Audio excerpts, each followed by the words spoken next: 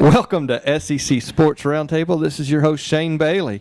We did a little pre-show releasing of some bad words, so hopefully this is going to be a clean episode. So thanks for getting all that out of our systems beforehand. Got a packed table here. We're going to get right into some introductions, then do a little housekeeping information, but we'll just go around counterclockwise. Matt Crawford, welcome. Good to be here. Thanks for having me. Glad you could make it. Next up, our regular, somewhat mostly regular host, Drew Young. Well, I had to serve my one-game suspension, or 1 week suspension last week, and I'm back, and I apologize for whatever I did. Sounds like you listened to the podcast. Mark Wisner's back again. Thank you, sir. Took off the sweatshirt to show the golf shirt this time with the South Carolina. Yeah, I mean, recruiting day. I figured we'd be showing colors, huh? And Kentucky Blue, yeah. Blair with the Kentucky Blue, and our sponsor, Samuel Adams. That's right. And Drew's suspension was because he's a UT fan. So. Well, then let me pack up right now. Well, let's get a couple of things as far as housekeeping goes. As you can see, we have a packed house if you're watching this on SECSRT on YouTube. We're also on iTunes, Stitcher Radio. Our website's SECSRT.com. You can catch the podcast as well as updates on Facebook at SEC Sports Roundtable, as well as Twitter at SECSRT. That's our Twitter handle. So that's all the ways you can go out there and find us. Over the next couple weeks or so, going to see some changes and additions to the studio. So hopefully we'll get some little more room here and a few less wires in the way and get this a little cleaner for those that like to watch this. So hopefully those things are going to come down the pipe as the next few weeks. So be on the lookout for those things as well. So other than that, really there's just two things to talk about this week. And one of them is the week in basketball, and the other is signing day, which was 2-1 of 12. So I think it was a pretty exciting day overall as far as the ins and outs. You got that all situated there, Mark? Yeah, sorry about that. Does it make noise when I do that? Yeah, did you listen to the one where Shane yelled at me for about 20 minutes? Yeah, sorry, you got to let me know. It's my OCD taking over. But I now talk with like my back hunched over. If it's in a bad position, I'm afraid to move it. So I did plenty of moving. Shane was actually very nice to you compared to what he was to Drew. I appreciate that. yeah. Well, Drew did it like 4 times. You've done it one constant time for like the last. Noted. Motherfucker, it didn't record. That's good. All right, let's get this baby set up. I don't know what happened. All right, we got to start all over. all right, guys, let's do better this time. All right. Are we ready? Microphone's good. You guys know how to post videos to Facebook? Welcome to SEC Sports Roundtable. This is your host, Shane Bailey. I've got a full roundtable here, so we're going to get straight into some introductions and get a little housekeeping out of the way after that. So, Matt Crawford, welcome.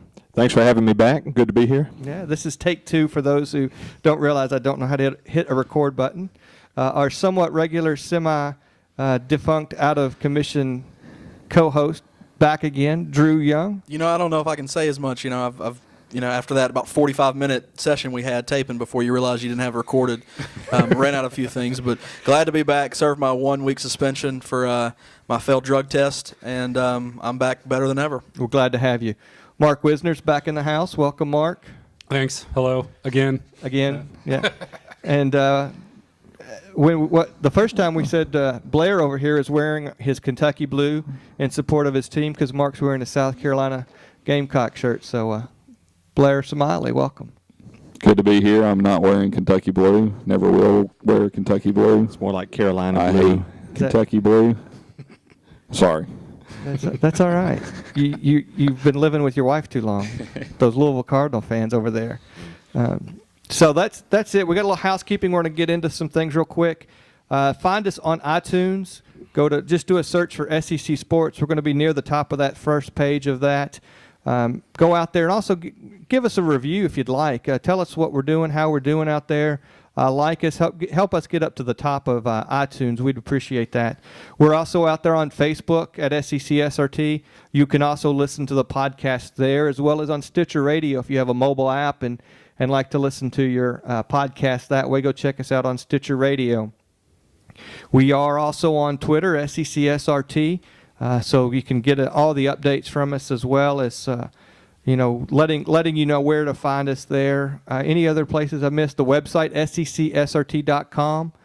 We're going to do a little remodeling, so to speak, of the studio that's basically looks like a dining room table with a bunch of wires on it. So I think that looks nice, Shane. I mean, it's a nice ambiance of colored cords. Colored cords and patch quilts. Yep, exactly. This is our soundproofing device right here. It's nice. Shane's wife made it this morning. Her and Winona Ryder. Yeah. Quilter, yeah. So Betsy Ross. we've got a few upgrades that we're going to try to do to the studio. A couple pieces of new equipment that are on the way. Make it a little more adaptable for when we have a large number of people like this. So be looking out for those things as well. But basically, we have two things we're going to cover today. Signing day, which was just about 3 days ago. It was a hectic day. If you were on Twitter or following along your favorite teams, there was a lot of information, a lot of back and forth, and a lot of last-minute changes. So we'll cover some of that. We're not going to really go over the rankings per se. We'll cover some of that and not give in-depth analysis. We're not those type of individuals, but we're going to give opinions. I think that's what we're going to give as far as our insight, a little bit of how we think everything shook out from a fan's perspective on signing day. As well as that, we are in the middle of basketball season, so we're going to cover some SEC basketball. Had a good week of basketball. One thing I did notice was that every team in the SEC, the home team was the victor, except for when Kentucky went on the road. So that was a pretty amazing stat. So for those who look at our picks, Blair Smiley went with the home team in Kentucky. So for someone who's not a Kentucky fan, it made you a sweet 9-0 last week in your picks. So there is that. I'm rolling. You are rolling. That didn't do so well with my picks this week. So, but we'll look at those later on. Let's just get right into things with signing day. Who wants to kick us off? We're gonna let Mark talk about why his school doesn't want to recruit the one of the top 2 or 3 wide receivers in the country. Let's do that. I think we should let Drew go with Tennessee and start breaking down the class, and then we can just jump in from there. There you go. Because that's what I know he really wants to do. No, I want to hear why South Carolina doesn't want Cordarrelle Patterson. Because we have 3 high school wide receivers that we offered above him and got all of them. So, yeah. So South Carolina got the top 3 receivers in their wish list. Correct. Yes. Well, good. We'll see the results on the field. Yeah. The only 2 guys out of Rock Hill that have not come to South Carolina are Justin Worley and Cordarrelle Patterson. So, because they didn't have offers. Sounds like a pipeline. Sounds like Tennessee's got a pipeline into the juicy stuff in South Carolina. That's funny. I'm waiting for a rebuttal. I don't know. I say we start with Tennessee and we go, man. I'm perfectly happy with South Carolina. It's fun being able to make fun of Tennessee. Well, enjoy it for the next couple years, because We will. Tennessee's 88 years of being able to do it. We'll get back to it fairly soon. I'm hoping. I don't know. I maybe agree. not. I agree. Tennessee's signing class is a little bittersweet. I still think I think they did some things they needed to do to improve some positions of need. They're going to transition into more of a 3-4 defense, so that was one thing that they looked to do. Getting a couple interior offensive linemen that can play that nose tackle position. They did a pretty good job in the secondary. Did a really good job at wide receiver. Kind of agree. I mean, Mark's exactly right. South Carolina had really good wide receivers commit, and Tennessee did too. They had 4 players, wide receivers, that 24/7 has ranked a 4-star or above. So really strong receiver class. Didn't have to go with anybody on the offensive line. The bittersweet part of that is losing 2 inside linebacker prospects, the weekend before. And you had one guy that is from Texas. Yeah, you knew that was going to happen. Yeah, but you did and you didn't. I mean, we held off Texas A&M for a long time, and Texas never offered. And then the last weekend they said, hey, do you want to come? And, of course, he jumped all over it. So can't really blame that kid. Don't want to fault him for doing that. That's the team that he grew up like, and that's the team he wanted to play at. Just didn't have a chance to do it. What I don't really, what you don't see coming is you've got a kid that's been committed since July, and this is Otha Peters, the linebacker from Louisiana. Been committed since July. I mean, this kid is on Twitter all the time. I mean, if you look back at his Twitter right now, you'll see his last however many tweets. They're all, Vol for life, can't wait to be a volunteer. He's tweeting back and forth with all the other recruits and some of the players and things like that. And then, goes on all his visits, never wavers from his commitment. And then the last weekend he goes to Arkansas and just totally decommits. He tells Tennessee's, some of the reporters from some of the websites at Rivals, hey, don't worry, I did have a good time on my visit, but I'm all Vol. I'm going to be a Vol. And then 2 days before, you kind of hear some rumblings, and he ends up signing with Arkansas. So that hurts a little bit, and especially when it's not his hometown school or anything like that. And, when he cites as one of the reasons, well, Arkansas has a better chance to win a national championship. And I don't disagree that Arkansas's football program is in a better state, but I will argue that Kentucky has a better chance at winning a national championship in football than Arkansas, because Arkansas's got to beat LSU and Alabama. And I think it's a better chance for Kentucky to beat, the likes of Florida and Tennessee and Georgia than it is for anybody to beat Alabama and LSU. So overall, I'm happy with the class, but, you hate to miss out on those linebackers. Linebackers a position that you want to take one or two every year because they get hurt and they just they're the quarterback of your defense. So losing two really good inside linebackers the weekend before that hurts. Well, I thought that Tennessee did a pretty good job of holding it together, especially with all the coaching changeover and the stuff that they had. I thought they did a pretty decent job, and then obviously getting the Patterson kid on signing day, which helped stifle that. I think they actually saw the Santos or whatever that kid was from Texas. I think you kind of knew that was always kind of out there. If they did offer, that would be difficult for him being from that area. But the Arkansas deal, I think, was a little bit of a shock from that standpoint. But you're seeing that across the recruiting world. It actually happened with Ole Miss and the 4-star kid that announced in downtown Oxford at a restaurant and chose LSU. And so he went the week before and had been at Ole Miss games and those types of things like you're talking about. So it's unfortunately it's 17, 18-year-old kids that are making some fun decisions. I think you're right. You touched on a good point there. Tennessee's had 6 coaches where there was just turnover. And it's kind of a down part. Nobody will make any bones about it. This is a down time for Tennessee football. The good thing is one, Tennessee spends more money than anybody in the SEC in recruiting. I think Auburn was second, but Tennessee definitely spent more money, had a bigger recruiting budget than any other team in the SEC. And the flip side too is Tennessee has to recruit on the facilities, which are top notch. There are schools that are, I'm sure, Florida has great facilities, Ohio State, places like that, but nobody's got better facilities in Tennessee. Oregon that has really nice facilities as well.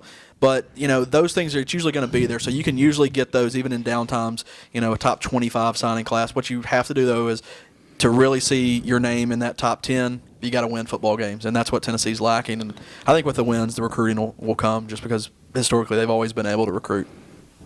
Yeah, I'll add, this probably surprised Drew. Tennessee probably had the best wide receiver class in the SEC without doubt.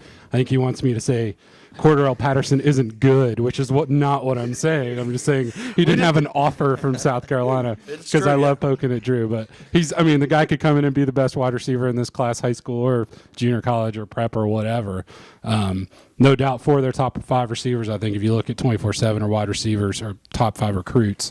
Well, South Carolina's probably not going to recruit many wide receivers considering they run that wishbone offense now. Just their quarterback runs about 25 times. Yeah, we'll get to South Carolina. Yeah. we to just the thing to me that stands out, and I know Drew says they don't need any, but I've never seen it work where you don't recruit one offensive lineman and run into problems at some point down the road. Every class you have to have at least a couple offensive line recruits. In some cases, 4 or 5, and I know they're loaded on the offensive line. I think all the guys are going to be juniors this year, so nobody's leaving soon. But at some point, to me, that comes back and bites you. And then losing the linebackers, was a big deal. So it was a good class, great receiver class. Was it a class to get Tennessee fans excited? Probably not. 4th in the SEC East in most rankings, and if I'm Tennessee fans, I'm used to being in the top 10 or even top 5. And Drew hinted at it. They spend more money on recruiting and they have more money, and part of it's because they have to without the home state talent. And you usually see Tennessee with those top classes getting guys out of California and the kid out of Texas and other states, and they're not getting those kids right now. And to Drew's point, winning cures a lot of that, but. This class, if I'm a Tennessee fan, it's solid, but it's not doing anything to get me excited about getting back to the top of the SEC. That's one of my questions. As a Kentucky fan, we're just happy to get to 6 wins and get a bowl game. So, I'm looking at Scout.com for my bragging on Kentucky, because that's the one that I found that had them ranked highest at 31st. So that they're in the top 40 with Scout. So that's something that Kentucky fans can brag about. But you brought up a good point. With all of that being said, that Tennessee is still 4th in the SEC East. Florida was ranked 4th overall. Georgia was 6th. I mean, is that enough to let Tennessee make up ground? I mean, because as a Tennessee fan, Drew, I mean, you guys look towards national championships. Kentucky fans were happy for bowl games. Well, yes. So are you going to? Is this a success for you? Because you really didn't make up ground on the East. Well, y'all are forgetting a couple key recruits or a couple key additions coming back to Tennessee. There's a receiver named Justin Hunter who's going to be a top receiver in the nation, and he's coming back from injury. Now, you hope that he's going to be the player he was before that, so you get to add that to a team. Also add in Tyler Bray, who played about half the season. With if he stays, now you're adding another top 5 or 10 quarterback in the nation potentially. Herman Lathers, he's a linebacker that was going to start for Tennessee, and I think he broke his ankle last spring and didn't play all year. Now he'll be back too. So Tennessee, by all means, they are not where they need to be. And no, I'm not thinking national championship. I'm thinking let's get back to winning at least 8 or 9 games. And I hate that I have to say that, but no, I don't think that. I think that this signing class filled needs. They had 3 JUCO players that can step in, and normally you don't see a lot of big name programs recruiting junior college players, but that's why Tennessee's doing this, because they need players that can come in immediately and play. And I think Boise State and teams like that, you don't have to recruit in the top 10 every year to be successful. I mean, look at Tennessee. I mean, they had top 10 recruiting classes throughout the 2000s, and they're in the situation they're in now. You can't have attrition. You've got to just keep on. You got to get guys that will be in the program for a while and they can help you win. And I do trust the coaches and think, do I think that Tennessee can win a national championship? Absolutely not. Do I think they'll win the SEC East? No, I wouldn't put them as a favorite to do that. I do think with the people they got coming back from injuries, they're going to be a much better team than they were last year. And that's what makes the recruiting and the draft and everything so much fun to talk about, is because, Florida had that defensive line class, 3 years ago, that was supposed to be, the most thing ever. And they really haven't lived up. Now they're decent. But they'll only be juniors, though. Yeah, exactly. But, I mean, it's those types of things. It's the Bryce Browns that's a can't miss that you talked about earlier. Now, what position was he? He was running back. But, I mean, he was a guy that you can't miss. So we don't really know what it's going to be. I think looking at it from not a Tennessee fan, I think for all of the Kentucky loss and the lack of momentum going into the recruiting season and the turnover in the coaching staff, for them to actually pull out in most situations a top 20 class, 15 to 27 or whatever they are, and fill some needs like you talked about, because I think they got the Centimore kid, and then getting a wide receiver. I think they did a solid job. It's not something you're going to run around and say, hey, I'm fired up about it, but I think it's not anything that you can sit back and go, well, this was a poor class, if that makes any sense. I agree. Let's move on to somebody else, because we're talking a lot of Tennessee recruiting. I will say this, though, just as far as what Mark said, it is hard to recruit, from the state of Tennessee, because they don't usually have a lot of talent. Next year, they had the early release of the ESPN, 250 or whatever, the top 250 players, and there were 10 players from the state of Tennessee on there. So that's supposedly way more talent coming out next year than is normal for Tennessee. That's true. So who knows? Maybe next year we can go up to 16th in the recruiting. Well, you want to switch over to the West for a minute and tell us about what you think about Mississippi State and how they were able to come away with things? Yeah, I think it's by far Dan Mullen's best class since he's been there. From a ranking standpoint, anywhere from Scout, I think has them 17th or 18th, and up to 30th, I think, on Rivals. But the big thing, they were able to sign 28 kids, 3 counting back towards last year's class, and so they signed their full allotment. But just some highlights that I think are pretty good are the 5 of the top 10 most wanted in the state of Mississippi. So they got 5 of the top 10 players and 12 of the top 22. So Dan Mullen used his in-state philosophy of what he came to Mississippi State with from a ranking standpoint and a recruiting standpoint. And I'm really excited. I mean, we got some nice pieces with D'Amico, I guess Autry. I can't remember his first name. Is it D'Amico? Danico. Danico, that's what I thought. Autry. He's supposed to be a pretty explosive defensive end, so he's a JUCO player. We got 2 JUCO All-American offensive linemen, a guy from actually West Coast out of Oregon, actually signed with Oregon out of high school and then went to junior college. So I think they're going to see some playing time. And then good thing is on signing day we got the 2 linebackers that we were kind of waiting on. And one of them, Beniquez Brown, was actually offered by Auburn at 5:30 that morning, and actually turned them down and ended up signing with State. So overall, I think it's a good class. With the thing I like about it is that 14 of the 28 commitments and signees are defensive line and offensive line. We took 8 defensive linemen and 5, I believe, on the offensive line, so somewhere around 13 or 14. So I think that was a big deal for us because I think that kind of leads to where we're going and fills a lot of holes.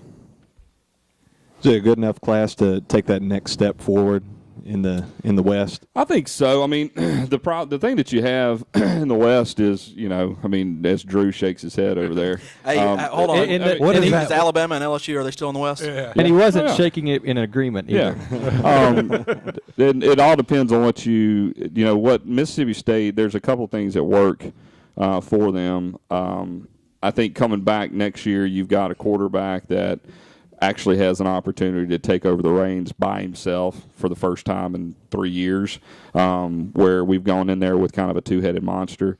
We got all of our receivers back. We got most of our offensive line back. We've got all of our secondary is probably going to be up there. Our cornerbacks will be up there as the best of anybody in the SEC. I mean, we'll probably have an All-American in Jonathan Banks. But I think from that standpoint, I think we filled a lot of holes. But I like where the schedule works up. The problem with Mississippi State is that for the last 4 years, you basically opened up in the first three games and played Auburn and LSU. And if you didn't win those games, or you couldn't really guide any momentum, and this year the schedule lines up a little bit better where you can maybe get some momentum and actually pull off those upsets. So I think we can compete with an Auburn. I think we can compete with an Arkansas when we play them in Starkville. And then, you got to be competitive with LSU and Alabama. So you never know what's going to happen. Does it mean we're going to go out and win the West next year? I don't think that, but I think we can go, win 8 ball games.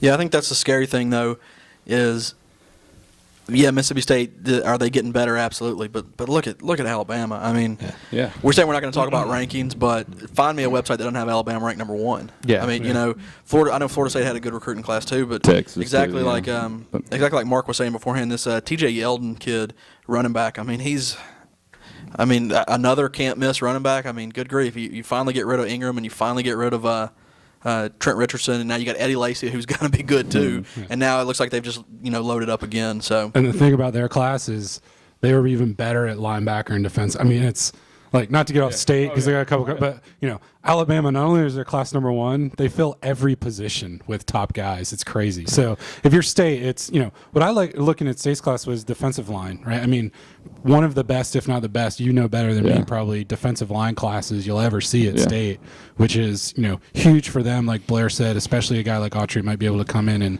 get after the quarterback with a good secondary, right? I mean, most of those guys will take some time to develop, but you filled holes. State, like you said, it's what's the potential and like the inherent advantages of a State versus an Alabama, right? State's never going to be Alabama, but are they kind of recruiting to what their potential is? Yeah. They're getting there, right? I mean, they're pretty close, and they're light years ahead of Ole Miss right now. They're probably on the level of Auburn, maybe just a step below Arkansas, and then you got Alabama, LSU, which you hope you get them at home, you hope to play out of your minds and beat them, but if you're going to be rational and realistic about State, they're getting pretty Yeah. close to max potential. They're filling gaps. They're keeping the kids at home, and locking down the state and getting a couple other kids. So, I mean, it was a good class. I mean, Yeah. they're going to be competitive. Yeah, the Mississippi was a little bit weird this year in that they were a little bit top heavy, and so the ones that were actually the ones that you got in that top 10 were going to be impactful players. I mean, they got a linebacker that's 230 pounds, inside linebacker that basically will probably have the middle back from the first day. There's Quay Evans, which if you look on any recruiting site will actually tell you he's a 313-pound tackle. I sent you a picture of him the other day. I mean, the dude's an animal, and he started in January. So the good thing is that 3 years ago they were bringing in Fletcher Coxes that were 255 pounds at 6'4", that took 2 years of development. They had to play right away, and so now, with the ability to, Mississippi State has to redshirt 17 players like they did the last 2 years. So for me, it's going to be interesting this year because 40% of the roster I don't even know anything about because they redshirted 2 years ago, they redshirted last year, so I really haven't even seen them. So this class, I think, has a little more potential of maybe having an impact player or two, 5 or 6 of them that you might see on the field, that could be impactful players. Yeah. What makes it tough is, and I'm coming from a Kentucky fan perspective as well, is when you're trying to make up that ground, but it looks like the rich just keep getting richer, and the Alabamas and the LSU, there's no fall off. There's no, it's not like you're going to have a better class than them anytime soon. So Alabama had as many. Mississippi State almost had as many 4 and 5 stars as Alabama had 5 stars. Oh yeah, exactly. Oh yeah. It's hard to make up ground that way. Yeah. So it makes it difficult. It's the haves and have-nots. Now, one interesting thing that, and I'm going to throw this out for a little discussion. It's not so much team specific, but I'm going to use Alabama as an example, and it's that 25 rule. It actually came back and hurt Alabama and helped out a couple other teams in the SEC. Kentucky was a great benefactor in that, and they got a 3-star running back at the last minute on signing day. From Alabama because they basically wanted him to gray shirt because they didn't have the extra positions there. Well, I will say, I mean, you also have to realize Alabama knows what they're doing. They weren't in on Corin Kirvan is a player for Virginia. He's a defensive end that defensive lineman that was deciding last minute between Virginia Tech and Tennessee, and Alabama just didn't have a spot for him. They had too many recruits, and they found out they were not going to get the Eddie Goldman kid that ended up signing with Florida State. They found out they weren't going to get him, so Alabama said, "Hey, we got a spot for you, Kirvan." Bam, just sign it up. Mm-hmm. So Alabama, they were still able to utilize and pick some people they wanted. Unfortunately, it's those kids that that they're going to ask to gray shirt. You're right, they don't get them, and that kid might end up being a great player for Kentucky. But Alabama's, man, they sure are. They make use of those 25 still. Yeah. Oh yeah. But it's just showing. I think they lost another person to LSU, or no, I'm sorry, Arkansas maybe, another linebacker or something in that same scenario from Alabama. So there were 2 from Alabama's class. I think in Alabama's case is what you're actually seeing is, and I guess if you're an Alabama fan, they wouldn't use the word lose. They would actually, basically what Alabama has done, and Nick Saban is pretty open and honest about it, is that when he starts, those numbers, that number just keeps shuffling. It's a every 10-minute type of deal when you're dealing with those recruitings. I mean, if y'all read the story with James Franklin and all the activity the night leading up and all the in-depth stuff that they talked about, I mean, Alabama is just moving that number. So it probably comes to the fact where those 2 kids weren't choosing somebody else other than Alabama because then Alabama was still offering them. Yeah. Right. Alabama said, you probably want to look somewhere else. I mean, they have the ability to do that. Vice versa. I mean, while we're still talking in the West, not to change subjects, but LSU, looking at them, it's kind of funny. It's kind of hard to say that a top 15 class is a disappointing class, but I think from an LSU standpoint, with the momentum that they actually went into the end of the year and the deflections that they had in the last 2 weeks leading up to signing day, I think those people come across as that's a little bit of a disappointing class, even though they're still top 15. When you're playing Alabama the way that they are on the same level, for them to actually have a little bit of a subpar class, and not be a top 10. They're ranking anywhere from 12 to like 17 on most of those rankings. So that's something to actually watch. And the only quarterback that they brought in was the big kid from Mississippi who's 270 pounds, basically 290 right now. He'll never see quarterback at LSU. I mean, all the schools, they're going to tell him they're going to give him a quarterback spot. But, I mean, when he lost Keel, and you also saw the shot that he took at him on signing day. That was a big hurt because they got Mettenberger or whatever his name is, and who else they got behind him? Well, surely Jared Lee's got a couple more years of eligibility. But I mean, I think for all the stuff and the as much as people talk about how much better they're going to be next year, it's going to be interesting to kind of watch that. So. Yeah, I want to go back to Alabama, to Shane's kind of point, right? And I think a way to sum it up is they oversigned without oversigning, right? I mean, this is what the rule's doing and why the coaches didn't like it, right? Because you have Alabama, there's another kid, Casey Gladney, was committed. He's from a South Carolina guy, was committed to Alabama for a year, ended up at Texas Tech. Right, and everyone kind of knew he wasn't going to Alabama, but it didn't happen until the last day. Yeah. Because Alabama's got 30 guys on the hook, maybe 2 top-rated guys they're waiting on. Those guys sign. The other 2 guys, they say thanks, but no thanks. Yep. And now you got all those coaches down the rung that are waiting on those kids because maybe Alabama doesn't want them, and then down it goes, right? And Nick Saban's not the guy. I mean, all these coaches are telling these kids. I mean, you have to tell these kids, a lot of times you got to be truthful with them, and I guarantee you Saban and their staff is, telling them, kind of where you rank in this whole thing, and so I don't think it's a big, the kids get their feelings hurt a little bit, and the newspapers want to jump on it because they're at the top of the mountain, but I think it's going to be something to watch over the next couple of years, see how that works out. Yeah, I mean, I don't think they're being dishonest with the kids. It's just. Because any other year, Alabama would have signed all of those kids, right? And we'd be done and we wouldn't have to worry. But now you got, 10 schools waiting for Alabama to drop kids to them, right? And they're trying to fill their classes, and they don't know who's coming and going. So they're doing that with 4 kids. And then, you got, some kids will sit there and wait and then have something in their back pocket. But the trickle down just makes the whole thing crazy, right? I mean, and any other year, Alabama just signs all of them. Yeah. And a lot of those teams are happy to get the leftovers. Oh, yeah. Speak, so. Kentucky's happy to.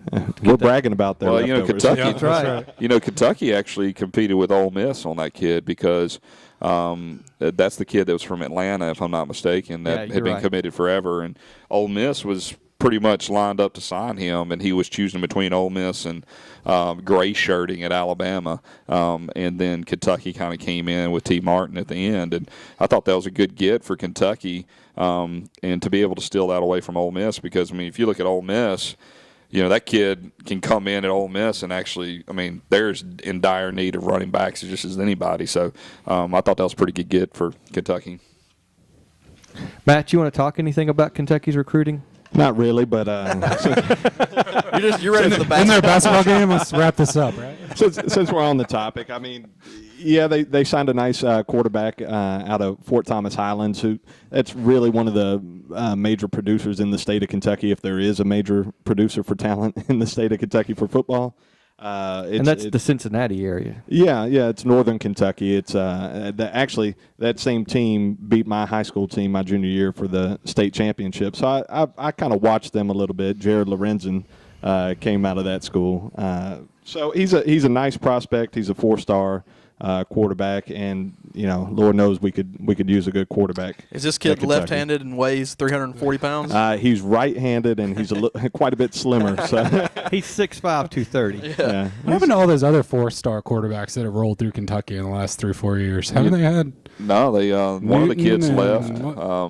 Newton was no good. I mean, He was there. There was another there. kid though. What was He was like 6'12". Masakowski. He transferred. He would have been our starter this year. I think he should have got a shot, but what are you going to do? When you leave in January, the season after, the season before, it's hard to get you to step. You know who needs to be the quarterback for Kentucky is that damn wide receiver they put that just Tennessee couldn't even come close to stopping. Matt Rourke. Yeah. I'm telling you, that was Tennessee wins that game if they just put a regular quarterback out there. I think you're onto something with the wishbone. The good news Yeah. for Tennessee is he was a senior. Yeah, thank God for Tennessee. We don't have to see him again. And not that good of a wide receiver. So. No, he's a horrible wide receiver, but man, I'm telling you that was the best. It was the smartest thing. Like I'm sure that game, we've talked about this 100 times, but I'm sure they were just hoping. Kentucky's like, man, this is gonna be tough. We don't have a quarterback. And after like the first quarter, like, yeah, we got something going here, man. This might actually work. So I don't know how Kentucky ever won with Derek Rogers on the field. hey, at that point, I'm not saying that the kid didn't give up and that Tyler Bray probably wasn't high on something during that game. But just to fill you in once again, Mark just thinks that Tennessee's the worst ever. He totally forgets. He forgets the previous 25 years of dominance because South Carolina's won two years in a row. If you don't remember the Halloween night when Tennessee wore black uniforms and a much better South Carolina team came into Knoxville and got just monkey stomped the entire game. So the hallowed black uniforms. I remember that. That was 3 years ago. yeah, that was. Yeah. That was. Lane As opposed Kiffin to, year, right? opposed to last year when the backup quarterback that South Carolina didn't want, cheated and threw an interception at the 1 yard line for him. God, I'm still just bitter over that game. Tennessee should have won that game. But yes, what we were talking about was Sorry, Mark doesn't think done. that Derek Rogers is a good receiver. Not true. The guy had 1,000 yards receiving and 9 touchdowns last year with no help from another receiver. He was the only guy, and he played half his games with a true freshman that South Carolina didn't even recruit. Well, so That's the classic Homer perception of hearing what you want to hear and interpreting comments in a certain way. Yeah, listening to Mark, it sounds like he knows quite a bit about wide receivers. So, yeah, Mark. I mean, South Carolina wide receiver. Oh no, that's Tennessee. My bad. Who places Jeffrey there? On South Carolina? Yeah. Shoot, one of the 3 6-stars they signed. No, those guys will. See, what I told Drew was Derek Rogers doesn't scare me. Justin Hunter scares me, and somehow that turned into Derek Rogers is not a good receiver. But we'll move on from that.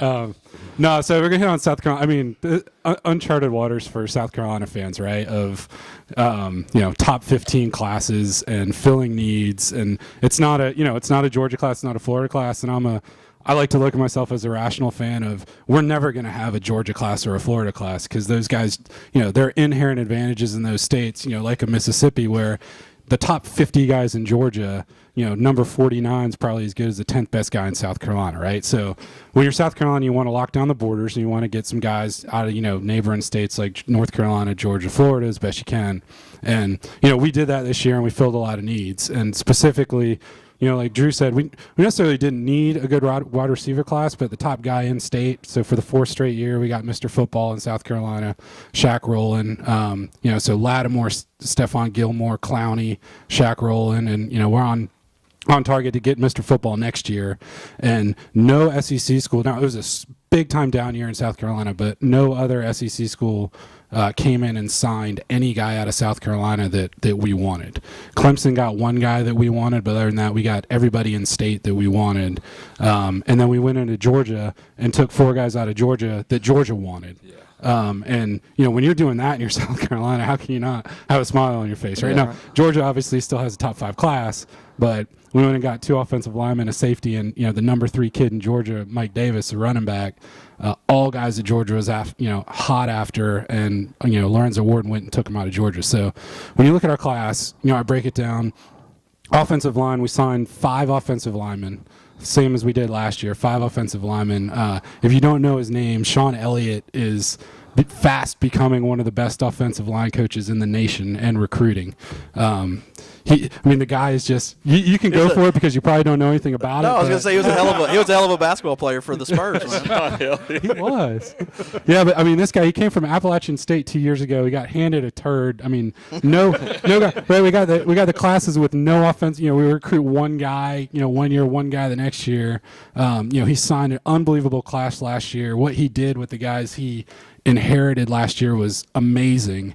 And then 5 guys this year, 2 of them that can come in and potentially be on the 2 deep. Hopefully not. Hopefully they'll be able to redshirt. But, you know, a kid out of Florida that was all state in the highest classification in Florida for 3 straight years, since his sophomore year, you know, benching over 400 pounds already and come in and play. We don't get those guys that, you know, the Georgias and the Floridas want. So you look at Sean Elliott did on the line and what Lorenzo Ward did in Georgia. You know, it was an incredible year. The only thing to me we're still lacking is linebacker. We got a kid out of New Jersey that's a, you know, 3-4 star recruit, another kid out of North Carolina, but for whatever reason, you know, we are building depth at every position, and if you had to point at one, it'd be linebacker. We're solid next year. We got seniors, you know, 2 deep is fine with all the guys coming back, but after that, it's going to be a little thin.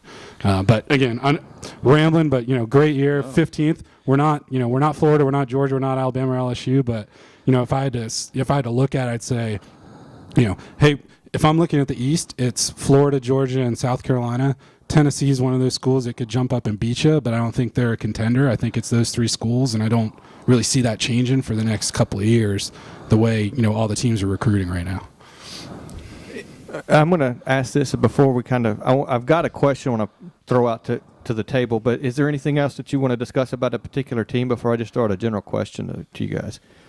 No, I want to, you know, say something nice about South Carolina, and you know, that Shaq Rowland kid. I mean, when you're beating teams like Florida State and Alabama for players, and the Mike Davis kid was he was between Florida State and he's big time. Well, yeah, I mean, that's just, you know, you're doing something good when you're going up against those guys. That's what I look at. Like, you can look at all these rankings that you want. I think the best thing that you can look at is look at the offer list. And if Alabama, Florida State, Texas, you know, Florida, Georgia, those schools have offered a kid, then, I mean, that's it. That's all you need to look for. Yeah. And you look at that receiver class, the Shaq Rowland, Quentin Smith. Yeah, both of them Alabama. Personally recruited by Nick Saban. Florida, Georgia, Alabama, all of them recruited both of those guys up until the end. You know, Quentin Smith's a 6'4", 190-pound kid that's going to be a big downfield. Shaq Rowland's a 6'2", you know, 200-pound athlete. To your question, Alshon's little brother, Shamir, actually redshirted last year. So we redshirted a couple of kids, you know, that are come in and play right away. So, you know, receiver is deep, talented. Running back is, I mean, we got 5 running backs that could pretty much go play just about anywhere right now. They're you know, loaded. It's the offensive and then your defensive line is the thing that's every position is better than I've seen it in the last 20 years, except linebacker. I mean, talent and depth. It's a good time to be It's all about the QB. Are you that? Yeah. What about quarterback? Are you excited about your quarterback? Connor, I don't see after the last few games how you cannot be excited. Yeah, I mean, I thought he improved a lot. I think what we talked about when Mark wasn't actually on the show a couple of times was that Spurrier, it took him a couple of games to kind of figure out that he needed to run the ball and run more of that read option, and you know, and his kind of go against the grain of what he likes to do, and it worked well in what they did in Nebraska and all that stuff. I think they. Well, yeah, I mean, I've never seen. Well, I can't say never, but it's an incredible turnaround from what Connor Shaw looked like the middle of the season to what he did those last 3 games. Those last 3 games, I mean, you're talking about. Yes, I'm not even close to worried about my. You feel better probably going into next year than you did last year. Oh, and people were saying Garcia was the most stable player in the SEC as far as quarterback. But yeah, I mean, I think that's the one thing that you have to. You hope that. I mean, having a kid like that run the ball 20 times a game, you know, it's scary, of course, but I mean, it's college football. So. Yeah, but I think when you get Lattimore back, I think he won't be running as much, but I think he has that threat of running the football though. And he's running to open it up. Yeah, and that's another thing too. I mean, you can talk about how good of a class South Carolina signed. Go ahead and throw in the #1 player in the SEC, possibly. You know, getting him back from injury. Yeah, well, yeah. I mean, our top. So you have Lattimore, Wilds, Mike Davis, Sean Carson, who was our #2 running back. He's one of those 5'8", you know, thick speed guys. Tore his ACL. I mean, running back. Connor Shaw's going to run the ball. I don't think he's going to run it 20 times. And it's funny. He says, you know, to your point, the Mississippi State game, I mean, he came in for some snaps, but he never really got in a game. Mm-hmm. That was you know, everyone says coming back from that game was when he finally figured it out. And the thing you get with him, I mean, he's not – Tyler Bray, right? He's not going to throw for 400 yards and put up a ton of points, but he's not going to make mistakes. And when you come out, and that's the problem, with Garcia is you never knew if he was going to come out and throw 5 interceptions. And with Connor Shaw, he's not going to do that, right? He's going to be a solid quarterback. So, but if he goes down, so we got a kid, a big kid from New Jersey that redshirted this last year that is supposed to be, faster than Connor Shaw. Who knows if he had to go in the game if he could actually do anything. So, if Connor Shaw goes down, we'll be shaken. We're not terribly deep there, but we're feeling as good a quarterback going into next year as probably any year I can remember in a while. So, all right. The question I have, and Drew kind of hit up on it a little bit, is how much weight really is there in the rankings? I mean, it's so subjective, and to Drew's point, I think there's a lot of validity to that, and there's a lot of manipulation that takes place, I think.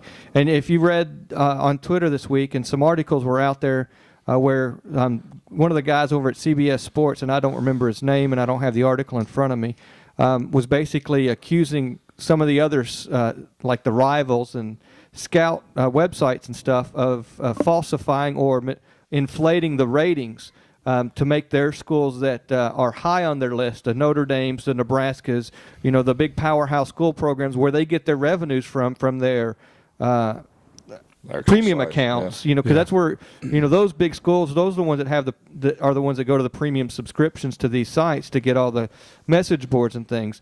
So they don't want to upset those guys. So, they're basically saying, hey, I know you're not going to go to, I'm just using this as an example, an Alabama or an LSU, but we need you to keep them on your list, basically. Right. So your rating stays higher, and it makes you look better, and it makes everything look better, makes all the schools look better. I think from a rating standpoint, I think 15 years ago, I think they're a little bit more validity to them today than there was 15 years ago, because I think just the access to those types of things. But it's, you can't take it. It's just like the NFL draft. I mean, or any of those things where people are evaluating what you're going to do in the future. We never know what's going to happen. You never know what type of quality kid it is, those types of things. And I think that's what, if you ask every head coach, they kind of have their own internal rating system or what they actually think. And there may be a kid out there that is, highly rated that they wouldn't want to have. Kind of like this Patterson kid, kind of like, South Carolina didn't want him. Sorry. So it's all based on projections, though, Ryan. But obviously, I think we would all kind of stipulate that there's a big difference between a 5-star recruit and a 3-star recruit. I mean, that's the difference between the top of the SEC and the bottom of the SEC. The top's getting the 5, and the bottom's getting 3 stars, and there's obviously a talent gap there. So, I won't completely do away with the whole ranking system, because I think there is, a bit of a science that goes in there. But again, you have to get them on the field and see how they actually develop. And you don't know what's going to happen once they actually get away from mom and dad or in college. Yeah. But, I mean, that doesn't go into the rankings at all. They don't rank attitudes and head cases and things like that. So yeah, but I mean, there's no coincidence that the teams you always see at the top of the rankings are the teams you always see at the top of the, recruiting rankings equal rankings. When you get to the high 3 stars, low 4 stars, there's a lot of movement. And Shane, to your point, maybe the LSU guy can influence him and bump his, guy higher to get more stuff, something like that. But, these guys, I mean, when you look at the top guys, they're all kind of have the same list. They might, reorder them in certain ways, but, the top 4 stars and 5 stars are pretty much the same guys on everybody's list. They've been, tapes have gone everywhere. They've been evaluated everywhere. And then past that, you just got to trust your coaches and who they evaluate, right? I mean, I know, like, our offensive line coach isn't going to offer a kid he hasn't seen in camp. I'm sure tons of schools are like that, right? And regardless whether he's a 2, 3, or 4 star, your coaches know who they can get and who they like and who they've seen in camp. And when you're the Mississippi States and Kentuckys and South Carolinas, a lot of those kids, that's who you're going to go for. They're not 5-star recruits. Right. So I think what you have to do is, from a ranking standpoint, it's the 3-star kid that you can actually turn into over time. A quality college football player. It's what, Mike Leach did at Texas Tech, where he was able to turn that 2- and 3-star into a consistent program, or a Frank Beamer. I mean, if you look at Virginia Tech, they're not always, they're always probably in the top 25. It's the ACC. He's overrated. Yeah. Bad example. Boise yeah. State, I could take that Right. one, but Beamer Ball's just a joke. Because then Wow, I like that. Shane's got a little passion about. Well, now I can get my Clemson Bosch Tech. shot in. It always has Yes. freaking top 10 classes and just is terrible. It's beeped 70-33 by West Virginia. So, but to where you were going, I think not to catch you, development's a big piece of it too, right? I mean, if you have a staff who can recruit, and the sad thing for all of us is, to me, Alabama's staff not only recruits better than anyone, they probably develop players better than anyone. And when you put that together, it's trouble, right? Yeah. So that's a big part of it, because you're still talking about, and like everyone says, offensive line. Those kids usually aren't highly rated. It's the hardest position to judge, because you got, if you see a kid that's 6'6", 310 pounds in high school, he's usually fat, right? I mean, same defensive line. You take a Fletcher Cox, those kids gain 40, 50 pounds, and that's the hardest position to evaluate, except for the very top guys. Yeah.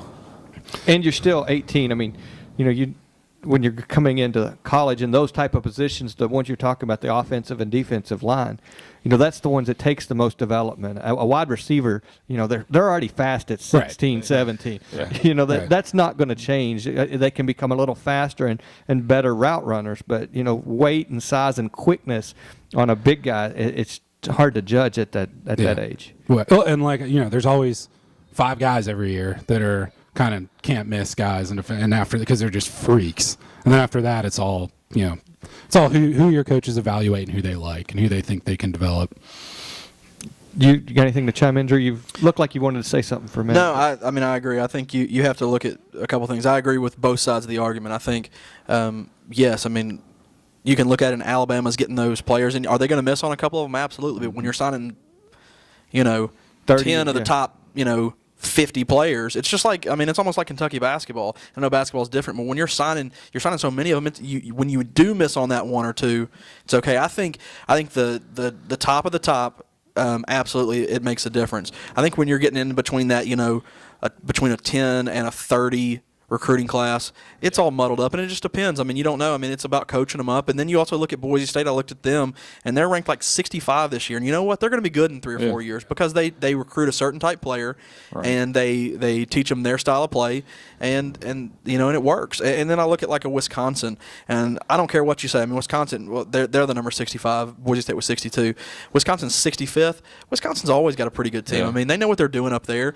They don't worry as much about getting a 5-star kid. They worry about getting kids that fit their situation, what they want to do, and it works at a lot of schools. So, and I think Virginia Tech's a fine example. They're not always up there, and you can say what you want about them not being as good, but man, you want to talk about a consistent 20 team years. That's been for a good 15 years now has been a top 10 team. Yeah.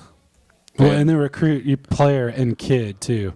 Right, yeah. When you look at especially at Boise State, Wisconsin, most of the kids they recruit, they redshirt. Yeah. They develop them, they grow them, and they're kids that aren't going to go out and rob a liquor store or right. Do whatever. They're going to be there for 4 or 5 years. Well, the other thing, that was not a shot. That's a sad right thing. when I said it, I was like, crap, he's going to take that the wrong way. It wasn't a liquor store, actually. It was a gas station. Yeah. It was just kids outside of a gas station. But some teams in the SEC have done right. The guys that aren't Alabama go out and take chances on some kids like that, and that's never a good idea. I know we don't. These guys, develop kids. I know this is an SEC podcast, but what do y'all think about just kind of a general question about Urban Meyer and kind of the uproar he made with the Big Ten and kind of bringing the SEC brand of recruiting? If you haven't seen where the two, Michigan State, I believe, and Wisconsin both referenced that they are nothing like the SEC, will never be anything like the SEC, and there's a reason they don't want to be anything like the SEC. And they both kind of called foul on Urban Meyer and his ability to go in and steal players, as according to them, where they had a grandfather rule that if a kid's committed to you, that you don't go after them. So I'm interested to watch that over the next couple of years, because Urban Meyer, I think, is bringing. If you looked at Ohio State and Michigan, I think it was something like they had 29 4 and 5 stars between those two schools, and the other 10 in the Big Ten had 17 combined. So it was just complete, top-heavy dominance. And that Brady Hoke and that Urban Meyer thing, I think you're going to see that kind of I don't know what you actually call it, demeanor change a little bit. So I think it's going to be interesting to watch. No, you're exactly right. I think that quickly that grandfathered rule, once one person starts breaking it, then everybody's going to start breaking it. That's what happened in the SEC. I mean, it happened, 30 years ago. And, when Bear Bryant could sign 85 guys just to have them sitting on the sidelines, when you didn't have a limit. And so it was just one of those deals that I think is going to be interesting to watch. Because I think it's going to bring a little bit of an SEC flair to, what the other conferences are doing. The interesting thing that I haven't seen, and I did see those stats and heard those, is what was Ohio State doing under Tressel? Was he getting the same type of talent? And was that same gap there between Ohio State and Michigan? Because Rich Rodriguez, when he was at Michigan, would have been doing the same tactics. I mean, look at how he. I don't know. Operates. I think there was something going. Ohio State, when you actually just go against any other Big Ten, I think it's just going to out recruit them because they're in Ohio. That's kind of what I'm saying. But I think what Urban Meyer did is he came in really late and he went after kids, and there were several commits that actually pulled away. Because Ohio State, I mean, they were kind of in flux for the last. But give that 18 months. Give that another year, because I mean he's the new face and. He only had that short period of time. Right.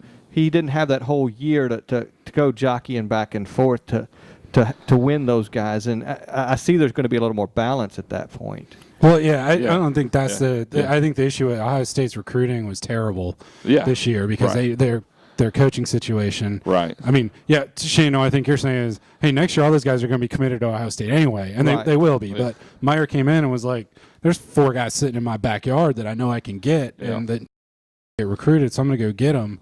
And part of that article actually talked about what Meyer brought to the SEC, because he did the same thing. And I mean, when he came into Florida, I mean, he blew the whole thing up and made everybody rethink how they recruit too. And now he's doing the same thing in the Big Ten. But my opinion is he's doing his job. I mean, he's recruiting and wait until Ohio State and Michigan are beating those teams' brains in, and I promise you their boosters and fans are going to be asking their coaches why they're not. It'll eventually evolve into the exact same thing. That just totally reminds me of and this is going to be so off topic, but we can do that.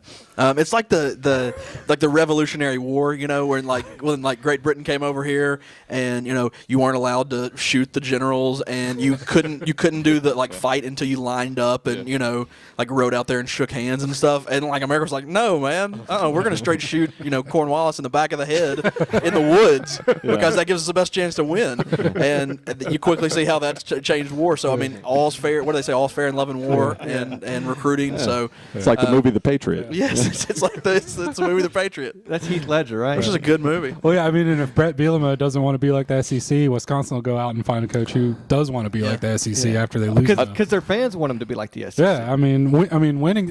Everyone can say all they want. Once you start winning or losing football games, that's all that matters. Well, another random off topic. It's not as far off topic as the American Revolutionary War. That was an awesome analogy. It was, but what's always kind of funny to me, and what I actually look forward, the first couple of days out of signing day, is kind of the funny stories that come out of it and decisions that kids make. And I know Mark would enjoy this about the kid, the Maxwell kid. Casanova? Yeah.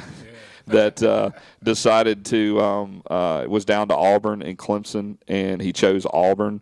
And they asked him why he chose Auburn. He said because when he was at Clemson, he didn't see a Chick-fil-A on campus. And it was so big of a story, and it blew up so big that Chick-fil-A released a press release that not only did they have a Chick-fil-A on Clemson, it was the first on-campus Chick-fil-A that they had ever done. And so it was funny because I heard Tony Barnhart talking about it, and it was just kind of those quirky things that come out of recruiting. But they said, the thing that you're going to see next year is, I guarantee you, when they actually have those kids next year at Clemson, they're actually going to swing them by the Chick-fil-A and make sure that they actually see them on campus at Chick-fil-A because this one kid decided not to go. Or they're going to ask them what their restaurants are. All I know is that recruiting hostess better gotten fired. Well, here's what we haven't even talked about this. I mean, we do have, don't forget that Missouri and Texas A&M are in the SEC, and the number one player in the nation, Dorial Green Beckham. He actually signed with Missouri, and I read an article about his decision-making That process. was a big, long article. Yes, I was actually almost late for work because I was reading it in the morning.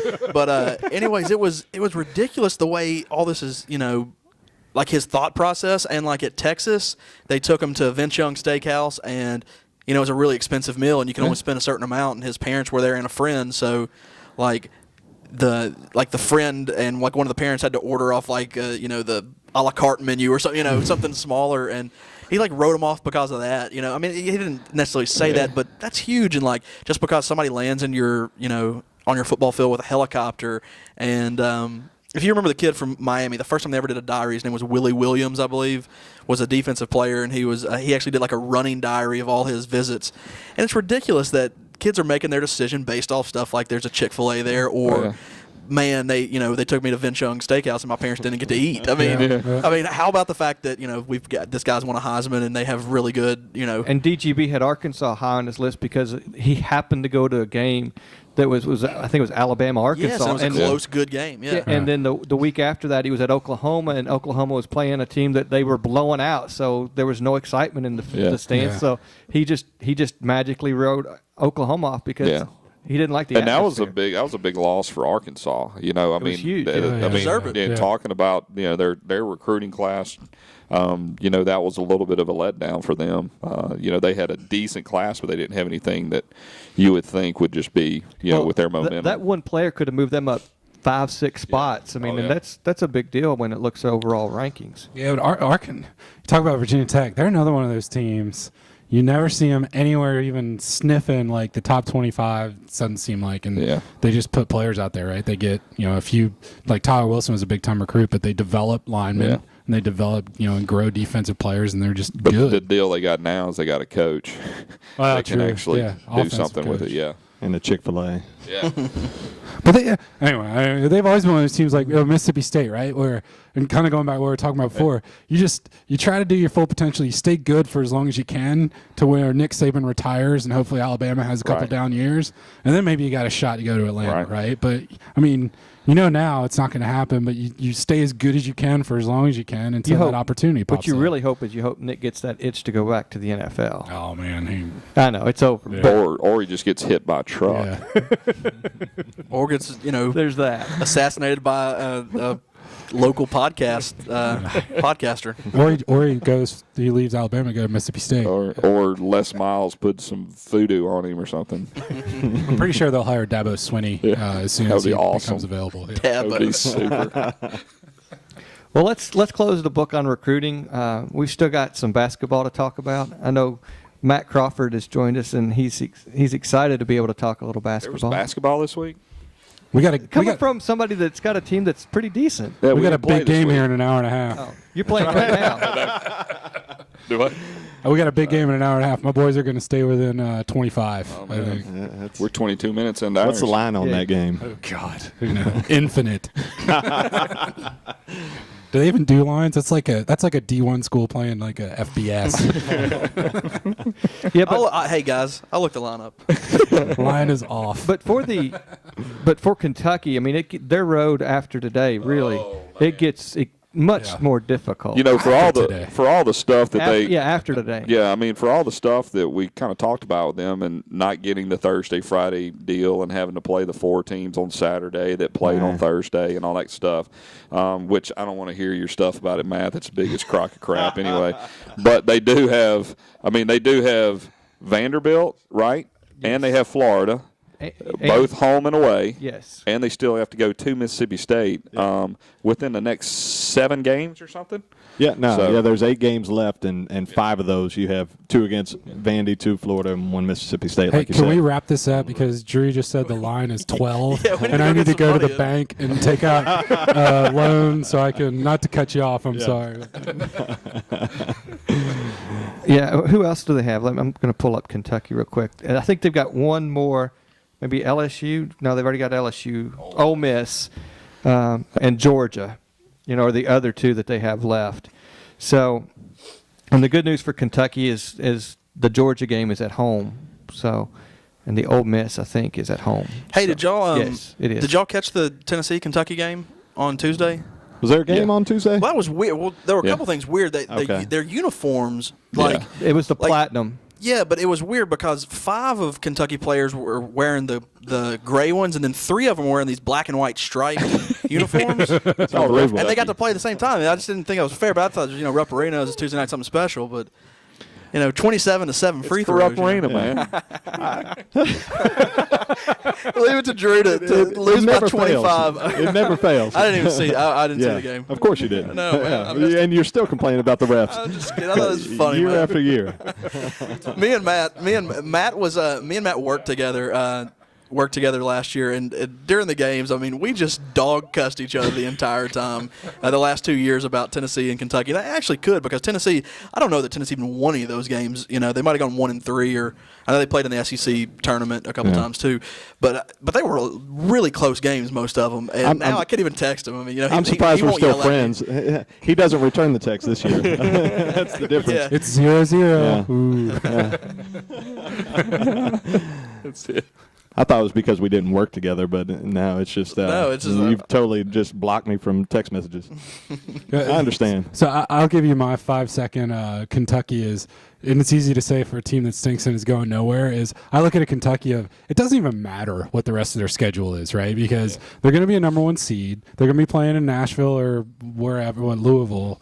And what they do the rest of the season, they're not going to go lose every game. They might lose 1 or 2, like we talked about last week. They'll probably win the SEC tournament. If not, they'll make – so, a team like a Mississippi State or a Florida or those guys are playing for a lot more. Kentucky, it's done, right? I mean, they're a number 1 seed. It's over unless, 3 guys get shot leaving a restaurant or something. I mean, it's. We're not talking about there's Tennessee. nothing. Don't jinx them. You guys live and die with it, which is awesome. But I mean, the rest of it, that look on the outside, it's like these guys are number 1 seed. There's no even reason to get worried about the rest of the season. Yeah, we take every game seriously, but in reality, the 3 road games, Mississippi State, Vandy, and Florida, are the ones that you really have to. That's the litmus test to see, how far we've come since the beginning of the season. That's just going to let you know if you're still going to be ranked number 1 or not. Well, I mean, way more important for those other 3 teams in Kentucky, right? But there is one thing at stake, and that's the overall number 1. Because let's face it, another loss or 2 could, even though Kentucky, by most people's standards, are the number 1 team in the nation, Syracuse would take that spot. Yeah, but what does that mean? Yeah, every year they say this is the overall number 1, and about half the time it's the hardest bracket. You don't know those things. Let me ask you, man. I'm gonna, you might have to get some notes here. Give me Kentucky's, 3 or 4 or 5 toughest games this year that they've played so far. I'd say obviously the one loss at Indiana has to go at the top. Yeah, I'm just trying to remember who y'all played non-conference. Kansas, North Carolina. Kansas was a neutral site. North Carolina was at home. Louisville was a home game. That's a rivalry game. It's always tough. They came in ranked in the top 10 at the time. Yeah, they were terrible. And then and then after that, I would say the next toughest game is going to be on the road at probably Vandy or Florida. Or that's not happening. Yeah. To your point, I say those 4 games were the toughest ones. If you want a 5th one, it's not going to be anywhere near as hard as those games. That's all I was looking. I was just, to be honest, I didn't want to pull up the schedule, but it's weird. I mean, this Kentucky team, I don't feel as if they're as dominant as the last couple have been. And what's their record? Something 21-1. 21-1. 21-1, and that one loss was because Indiana God wasn't going to let Indiana lose that game. I think the thing about this Kentucky team that's different from the other ones is that I don't think they don't have the 2 players that dominate the 5. I think they have 5 players that can go out and get get that average double figures, and you've got a guy that can erase everything on the defensive end. And so I think that's what's a little bit. You don't have a DeMarcus Cousins that's going crazy with 28 points and 14 rebounds and is just an absolute animal, or what's his name, the point guard that just beats everybody down the court. I mean, so I think it's a little bit of a different team from that standpoint. And they're just so balanced. Well, it's like a defensive. They're not scoring 100 points a game. It's like watching a good defensive team in college football, right? They win every game by 10 points, and everybody goes, they're all right. And versus some team that's scoring 60 every week, but. They got on defensive side, like you said, they're just balanced and they're winning games and they're winning them convincingly, but they're not beating teams 100 to 50 or whatever. Yeah. Like, they don't have that offense fast break like they have in the past. And guys, I think I love all the talk about Kentucky, all the love that you're giving, especially Drew over here. He's on the bandwagon. Tennessee's horrible, man. I mean, they're good. I think they're a good team. But maybe y'all talked about this last week, but the SEC had a pretty good week in the out-of-conference games with Arkansas beating Michigan last week, and there was one or two other pretty good games. I didn't think of. What happened was Vanderbilt beat MTSU. Yeah, UConn wins. That was a big win. Tennessee beat UConn. And got their coach to take a step away for a while. Calhoun, did y'all hear that today? Y'all made him sick? Yeah, made him sick. We made their coach sick because You broke his back. we broke his back. It could have It been. was the straw that broke that camel's back. It could have been the 6 out of the last 8 games that they had a little struggle with. Well, Tennessee was in there somewhere. No, but that's some props for the SEC, for what it's worth. And I was looking back through some of the schedules, and there's some pretty good teams. Mississippi State, for example, Blair, had they not had the one hiccup against Akron early in the season, very, very strong schedule. They're 17-5 or somewhere about there. So I'm going to be looking forward to that game to see how that goes down. I think the thing with Kentucky, since we're talking about Kentucky, is I think as far as Teague takes them is really as far as they're going to is I think he's a good key that if y'all get in the tournament and he's playing well, y'all go to I think you go to an even higher level where you can go win that national championship. I'm just going to be interested to see. It's going to be interesting once we get to tournament time to see matchups because that's what it all comes down to. Would you say Teague or Jones, Matt? Everybody, all the experts point to Teague as being it's the catalyst for the offense. You really don't care if he gets you 10 or 15 points a game. You want to see 7 or 8 assists per game. I think it's more of a management. Low turnovers. It's a management, and by all means, he's been doing a lot better over the last 3 games with his management. The way he's playing, actually, Calipari's finally complimented him, which is that's tough to get out of him. I just think if he continues to manage the game, but Terrence Jones is an X factor as well. I mean, he's a preseason All-American who hasn't played like that many games this season. I mean, the last couple of games he's played well. Right. And that's where I'm saying, I think, in my opinion, we have all that talent out there, and yes, Teague's got to manage the ball, but I think what Jones has done is he's elevated his game and is playing to a potential that everybody thought he was able to do and capable of doing. And what that's done is that's freed Teague up to be able to manage the game better because he's got somebody else there that he can rely on, and it's taken that pressure off a little bit. I agree, and you need all of your guys to kind of be clicking a little bit to where if someone has a bad game, another guy can step in and put up points or get rebounds or come off the bench and give you some energy because, Gilchrist isn't going to have a great game every time out. Anthony Davis may get in foul trouble against a good big man if they played like an Ohio State, for example. So you need the well-balanced offense. So it's good to see Terrence Jones coming around, and it's good to see Marcus Teague kind of getting into a groove and learning how to play the position. And we saw that, really. Was it the Tennessee game where Davis got in foul trouble quick? There's been a couple games. Indiana was one. But just a couple games or two ago, Kentucky built a nice little lead. All of a sudden, Davis goes out. Picked up a second foul early, sets down, and Tennessee cuts that lead. Right. Pretty quickly, and all of a sudden, you had to bring Davis back in. It definitely showed that there's a chink in that armor that the other guys were. And I think we've talked about that before. They relaxed a little bit because they thought Davis is always there to block back that. Sure. Block. Can't even talk.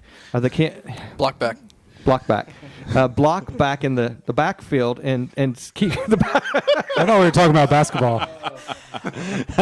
You know where I'm going with it, but he's not there that safety net's disappeared. Yeah, he's a great linebacker to have back there for you. I agree. Punting the ball in home runs and the swan dives. Yeah, the thing is they're a thin team across the board. We go 7 players deep, and if you have foul trouble in any one position, minus the 3 spot, it's going to be hard to fill. So I see what you're saying. All right, let me ask this. Let's talk another team besides Kentucky. Who's number 2 in the SEC? Well, one of the things I was actually just looking at this, Shane. There are 6 teams in the SEC that have a losing record in SEC play, and 2 of the teams that have a winning record are Arkansas and Ole Miss.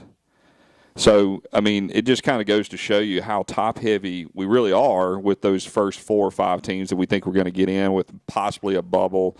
I think Ole Miss and Arkansas are going to come back to the pack just because I know Ole Miss's schedule is really ramping up from the east side. But I think Arkansas is going to be a very difficult team at home, as we found out from Vanderbilt this past week.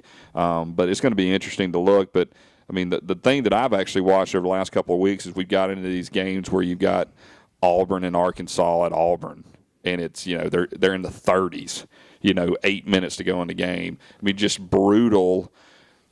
Georgia can't score a lick to save their life, so it's going to be kind of interesting to watch that, because I think we're getting into the top-heavy guys on the East. The Vanderbilt, Florida, and Kentuckys are all having to play each other, so they're going to start battling each other, and then you've got some of these mid-level teams that are all kind of beating up on each other. So it's going to be interesting to see how this thing ends up. Yeah, I haven't looked at the records. I imagine it's shaping up to be Florida or Mississippi State number 2. I mean, Vandy losing at Arkansas and at Florida, they're not doing themselves any favors. They're going to lose at Kentucky. I mean, today Arkansas lost again at home. I mean, Who's at LSU? Yes. Wow. I mean, I think Vandy had to win that Arkansas game. That was a big game for Arkansas. Yeah. So they're back to 500. Yeah, Okay. and Vanderbilt, went down to Florida, and like you said, that's a game that they needed to win. They can't lose at Arkansas and at Florida. Yeah. I mean, it's to me, and I haven't even looked at the records. I got to believe number 2 is going to be Florida or State. Yeah, Florida right now, they got 1 loss. And State's schedule is whatever, 4 straight games. If you want to talk about another team, I think that Florida team is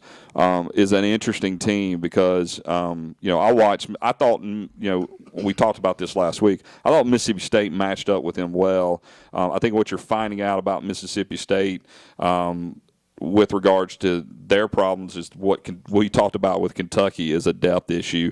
They got 3 guys that are in the top that they have the guy that has the most minutes in the SEC, and the next 2 are tied, and they're both on the same team. So, but Florida, I mean, you saw it today with Vanderbilt, and they move the ball on offense. It's unbelievable, and you can't cover the space. And it was the thing that I watched with Mississippi State last week is I thought you matched up well with them, but when they move the ball on offense, they get a wide-open look. They're making almost 11 threes a game. Yeah. They can shoot it well. They got enough of an inside presence to kill you underneath or to guard you, on the other end. And then they've got that 4 spot that just, the dude goes today, I think he hits 3 threes. I mean, he was 4 for 7 against Mississippi State. It's just the guy that you're pulling a 6'10" guy out on, and he's just burying threes. So they're a tough matchup. I don't know. I'm interested to see what they're going to do on the road because they're going to have the at Kentucky and the at Vanderbilt. You saw what they did at Tennessee to open up the year. They shoot the ball a whole lot better, but they've got to. They're going to be the one that I'm interested to see how they wrap up. Yeah, Florida. Just to give a recap, they've got at Vandy, at Kentucky, at Georgia, at Arkansas. Those are 3 tough ones, man, because Arkansas is a booger at home, man. Yeah. They are, yeah. Yeah, they've proven that time and time again. That's why the loss against LSU is so surprising because they're an awful road team, but they played so well. Well, they're so young. That's the problem. It's just the whole thing about being at home and being away. When you're young, you're going to play above your level at home, and you're going to make the dumb mistakes down the stretch. Yeah. From that standpoint. I think Florida is that number 2 team, and they have kind of the experience and the depth as well to kind of make that run. Everybody had them penciled in as a top 10 team this year, and I wasn't too sure about it. But if you look back at their stats, they've got 5 guys averaging in double figures too, which is that's what Kentucky has. So they're a well-balanced team. They have 4 legitimate guards who can go out and get you 15 to 20 points a game, and then their big men are solid. So they're definitely – I pencil them in that number 2 spot. I'm interested to see what Mississippi State does starting right now. They had the week off, which they really needed now that they're down on the backup point guard. But their next 5 games, they got 3 straight at home, 2 on the road. It's who they actually play today. They play Auburn, Ole Miss, Arkansas at home, then you go Auburn, LSU on the road next 5 games. So Mississippi State's one of those guys that can go from 4-3. All of a sudden they could be sitting at 10-4 or even 11-3, or depending on how you're actually taking a look at it, or 9-3 is what I meant.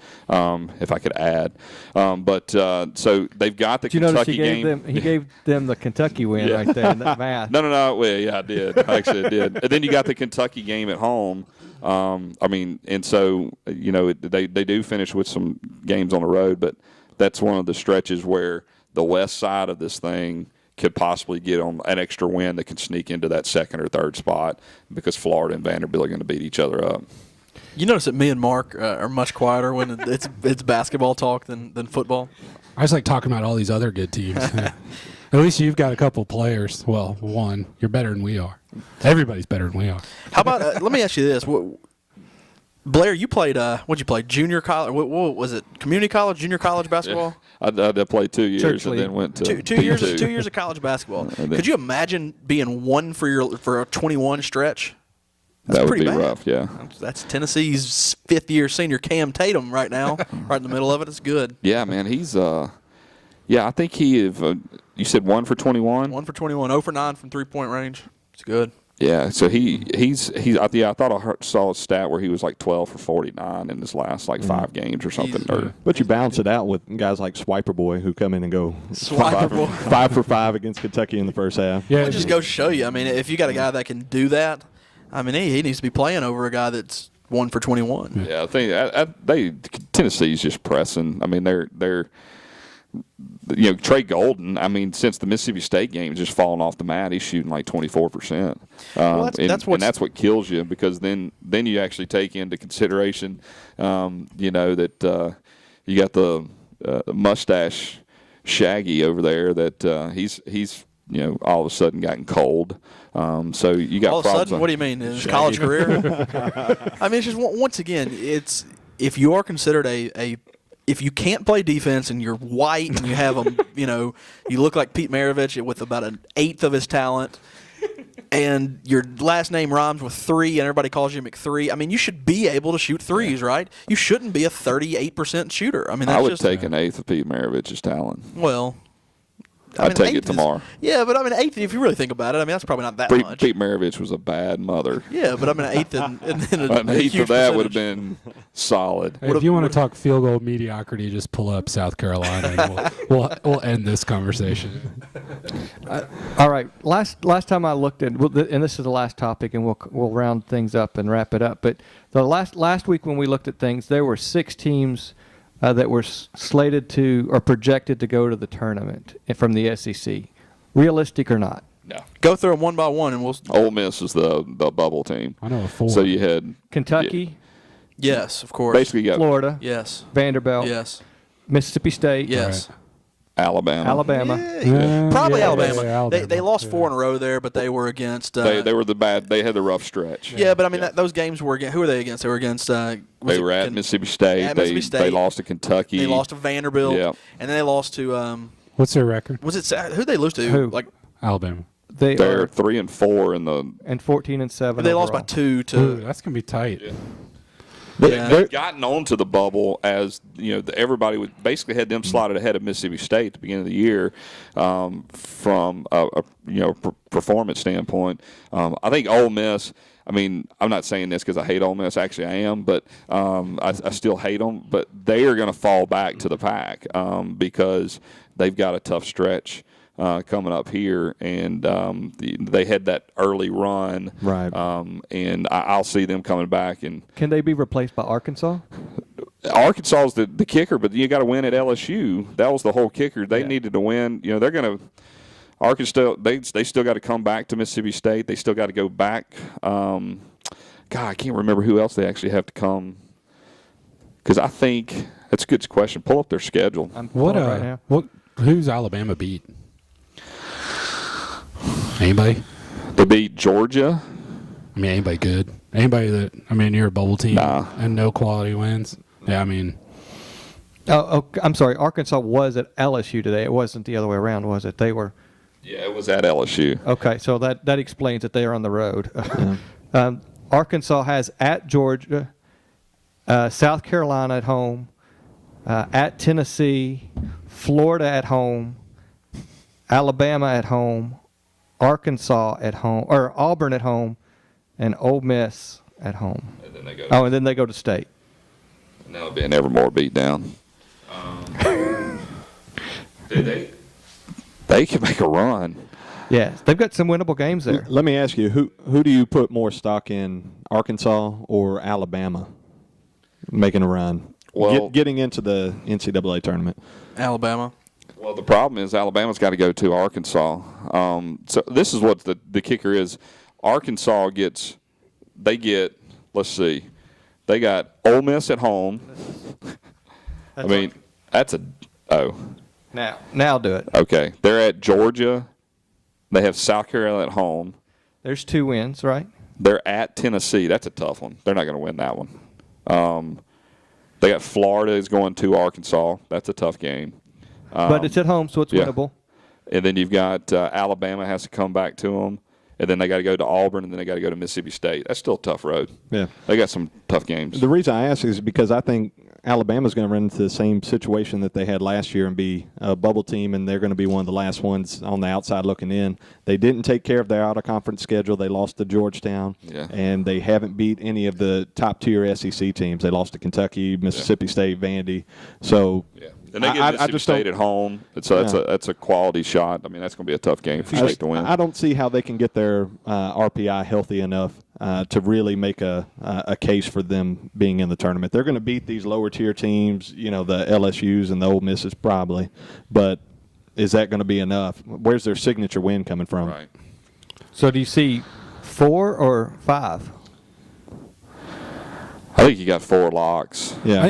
There'll probably be I would say maybe 5, and one of those teams might go on a run. But I don't think you can say there's a definite. 4 and then a surprise. Yeah. Whether that be Alabama or Arkansas. Or someone who goes deep in the tournament or something like that. When are people going to, when is Alabama going to realize, people complain about not getting in the tournament, but you look at their schedule this year, and when you look at, if they were ranked when they played them, they've only played, or they're ranked currently that they're going to play 4 teams the entire year in the top 25. Well, whereas Tennessee that's got 10. Yeah. And what was their record against those 4?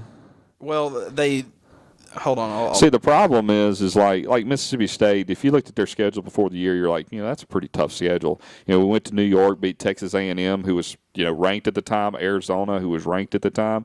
Both of them have just basically fallen off the map. But you can still count those as quality wins. You can, but they're not as quality as you would like them to be. Yeah. You get a West Virginia at home and you beat them, and West Virginia's going to battle in the Big East, and they're going to win as many as they lose in that world. But so you just named 3 quality wins, which is 3 more than I can see on Alabama's resume. So yeah, Alabama has 0. Yeah, and they had Georgetown at home. That was a big loss. They need to be able to put some of those together to make a case. They're going to be on the outside looking in, if you ask me. If I had to put money on it. All right. Well, let's call it a end of the show. Let's go around. It's that time of the podcast where we do the open mic. Drew can take us back to the Revolutionary War, give us some more history lessons if we want. But Blair, you want to kick us off, and we'll just go around that way? I'll do it. You can follow me at Blair Smiley, SMYLY, which I've never tweeted anything, so I don't know how much you're going to follow from that standpoint. But I had a fun thing yesterday. I went and picked up my 2-year-old at daycare, and the daycare teacher said that one of their things they did that day was ask all the kids what they loved. And Bennett's answer was Daddy, Mommy, and cookies. So, in that order? I thought that was a pretty solid answer. So, I thought it was humorous. So I still have yet to join the Twitter world. I think I'm the last person in America left. Still going to Vegas. Found out it was St. Patrick's Day and the opening round of the NCAA tournament. Wow. So that's going to be a terrible time, but look me up through there. And then the other thing, I'd like to go around the table and ask today's game, how many Kentucky fans versus South Carolina fans do you think will be in the stands at today's game? How many does it hold? It's a big one. It's 20,000. I'm going to go with 18,000 Kentucky fans and 2,000 South Carolina fans. So you're saying it's a sellout? No, I think South Carolina will bring a good 5 to the table. Maybe. And I think I don't know. I think Kentucky could probably match them. Just when you look on TV, just watch how much blue is behind like our bench, right? It'll be amazing. What's the over under for how many times they play that daggone Sandstorm song or whatever it is? I'm pretty sure there's no festivities at South Carolina basketball. I'm going to say 8,000 to 5 Kentucky, because it's not going to be near a sellout. No, it won't be. Yeah. I'd say there'll be more South Carolina fans than Kentucky Everybody fans. shows up for Kentucky. Yeah, I mean, everybody does. Just wait. No, I'm telling you. The problem is you're going to have your camouflage student section. They'll be there. And their They'll be there. garnet and black camouflage. If you took a study based on nothing except for on this information, you'd think Kentucky is the richest state in the country. But I'm telling you, you can scalp tickets. I mean, it's so hard to say don't sell your tickets to a Kentucky fan, but they pay whatever. I mean, they'll pay anything for them. Yeah. I mean, that doesn't matter to them. Well, the thing about Kentucky fans are it's so hard to get into Rupp, and that an SEC tournament or an NCAA tournament is the easiest way for that fringe fan that's in Kentucky, and so they're not paying for the whole 20 games at Rupp. It's the fan that comes, and that's why they were so mad that year that the tornado hit in Atlanta, and because their game didn't get to play. So here's this whole slew of fans that really wait till the SEC tournament to get there. It's their annual vacation. It is. Yeah, it's kind of like NASCAR fan that goes to Daytona. That's a horrible. I'm not saying that, but it's kind of like that. Yeah, it is kind of like that. Well, I mean, there are people that are probably taking their family vacation on February 4th to South Carolina so they can go watch this game. I mean, it's ridiculous. Center core lower level, $20. Well, Matt, I mean, you buy season tickets to Vanderbilt so you can Of go course. to Kentucky games. Yeah, you could actually sell that one Kentucky game and more than pay for the Vanderbilt season ticket. Oh, yeah. And hence the reason why me and 4 other people buy Vanderbilt season tickets every year. So we can come down here and actually see the game.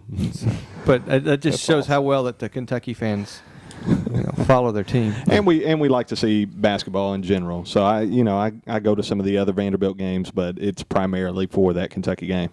I've got 3 friends who live out of town who buy season tickets and never go to a single game except for Kentucky. They got all the seats they want today. That's right. True? Well, who knows, man? We've already had a little history lesson here. The reason I bring that up, did y'all watch the miniseries, what is it, America, The History of Us? Yes. I saw. No. It was good, man. It was good. It's good stuff. It's good TV. If we had stuff like that, I'd actually learn about history back in the day. It was a good series. It was done by the History Channel, and it went basically correct. every generation. And then my other thing that I've kind of watched, there was a marathon on it somewhere, Gold Rush. So it's these kids that these guys that have gone up to Alaska to search for gold. And now I kind of want to start panning for gold and get a sluice box and a wash machine and all that stuff. And I feel like it's not that, it doesn't look that hard. You just dig up dirt and then run it through a machine. Is that the one where they always talk about the glory hole? It is. That pay dirt, man. There's some show, I don't know. That's the one. Yeah, where it's either like Tosh or something. I don't know. It just shows nothing but clips of those old guys talking about the glory hole. But I watched a little bit of that. So good stuff, man. I mean, makes me really want to be a gold miner. So There we go. Awesome. Next week, a week from today, is the annual Kentucky Vanderbilt game down here in Nashville. So we've got a couple buddies coming in town, so it's always a good time. I'm looking forward to that. Trying to plan out exactly what I want to do. College game day is going to be here. Do I need to go make a sign? Do I need to show up at like 10 a.m. so I can go see Digger and all those guys who come down for that? I think I'm going to my signature is going to be rocking a unibrow. For Anthony Davis. Yeah, so I'm just going to pencil it all in, have the wife put some makeup on there so I can rock the unibrow down to Memorial. And just block everything inside. Oh, yeah. I'm just going to start blocking little kids from drinking their drinks. Get out of here. Well, I had a pretty uneventful week. I had to go to Chicago for work, and I've never been so disappointed to go into Chicago and not even be able to see the city. I had to stay in a suburb 20 minutes east of downtown. It was cloudy, so I never even saw any of the buildings as you flew in. I didn't have time to go into the city. Didn't get any Chicago-style pizza or. Couldn't go watch the Cubs get beat man. in a day game. I would have been so happy. I would have found a way to get sick at work to go do that if I'd have been up there for that. But that's glad to be back home. I don't think I'm built for lots of travel like that. Yeah, you actually wrote "touchdown Tennessee" on your Twitter, which I was like, "What? Oh, okay." I was Yeah. like, "He said something positive." As I checked in on Foursquare, so to the airport, I thought, but I was throwing that reference out just for you, Drew. So Thank you, Shane. you're welcome. With that, you can follow me at Twitter at pshanebailey. That's where that tweet came from. But with that, guys, thank you all so much for listening. We'll call this roundtable done.